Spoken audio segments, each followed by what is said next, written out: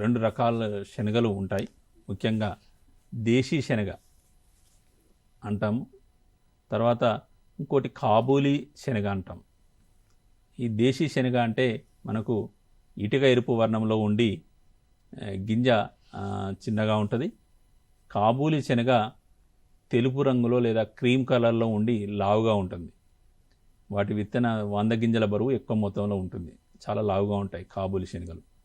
అయితే మనకు దేశీ శనగలు చూసుకున్నట్లయితే మనకు NBEG 452, NBEG 47, NBEG 3 నంద్యాల పరిశోధనా సంస్థ నుంచి విడుదల కాబడిన ఈ రకాలను ఎంచుకోవచ్చు.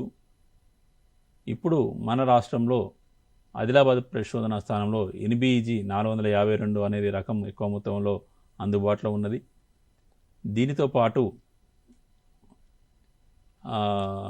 ఆదిలాబాద్ పరిశోధనా స్థానం నుంచి ఈ మధ్యలో విడుదల కాబడిన ADBG ఆదిలాబాద్ శనగ 1 అనే రకం కూడా అందుబాటులో ఉంది. ఈ రకాలను ఆ పరిశోధనా స్థానం నుంచి, ఆదిలాబాద్ పరిశోధనా స్థానం నుంచి, లేదంటే ముధోల్ పరిశోధనా స్థానం నుంచి, నిర్మల్ జిల్లా ముధోల్ పరిశోధనా స్థానం నుంచి కూడా విత్తనాన్ని సేకరించుకోవచ్చు. ఈ రకాలు చూసుకున్నట్లయితే కాబూలీ శనగలు చూసుకున్నట్లయితే NBEG 119 అనే రకాన్ని ఎంచుకోవచ్చు. ఈ రకాలన్నీ కూడా కొద్ది వరకు తొలి దశలో వచ్చే ఎండు తెగులు తట్టుకుంటాయి.